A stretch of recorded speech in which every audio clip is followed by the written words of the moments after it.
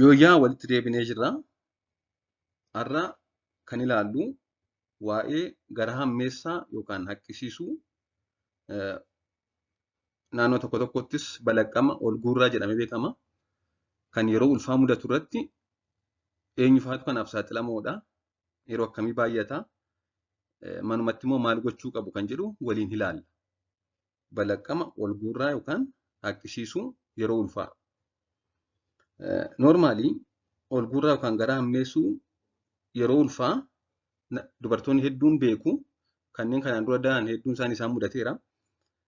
Bakka tokko tokkotti dubartoota 10 yeroo ulfaa dubartoota 10 keessaa dubartoonni 7 wanta kan akka godhatan yookaan akka qabaatan ni himama.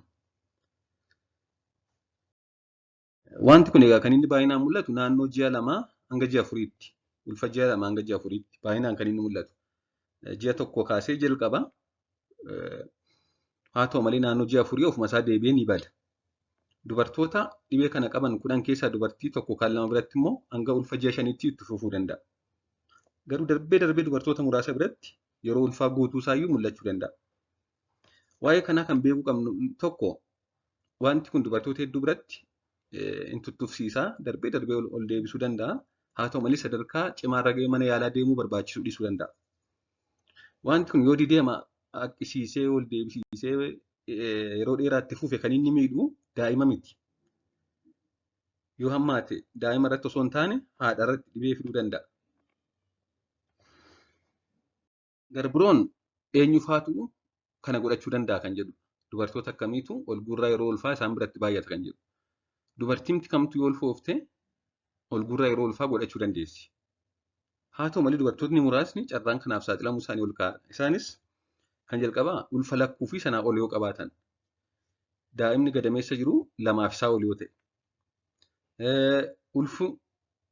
Ulfi suni 3 kan hin taane yoo ta'e moolaar piregnaansii kan jedhamu jira. Ulfa sana gadameessa keessatti ulfi uumame sun yoo daa'ima sirrii of keessaa hin qabu ta'e.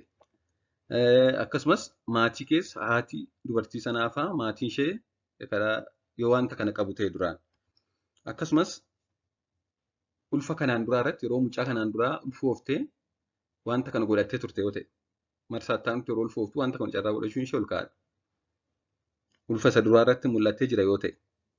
Dhukkuba sukkaaraa ulfaan dura yoo qabdi ta'e. Dhibee sukkaaraa durumaan yoo qabdi ta'e. Daa'imni gadameessa jiru immoo saalaan dubara yoo taate ol guurraan ni baay'ata.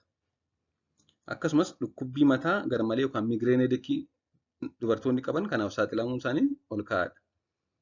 Haqqeef garaa hammeessaa yeroo konkolaataadhaan deemanis kanneen qaban carraa isaan kanaaf saaxilamuu ol kaa'adha. Haa ta'u malee akka waliigalaatti kan beekuu qabnu eenyuyyuu godhachuu danda'a kana. Wanti kun hedduun isaa salphaadha mana yaalaa deemuun barbaachisu jenneerra. Haa ta'u malee yoomi kan mana yaalaa deemuu qaban? Yeroo ulfaa haqqee yookaan ol guurraan yoo isaan mudate yoomi kan mana yaalaa deemuu qaban yoo jenne yoo ulfaatinni qaamaa erga ol deebisuun jalqabee irrate.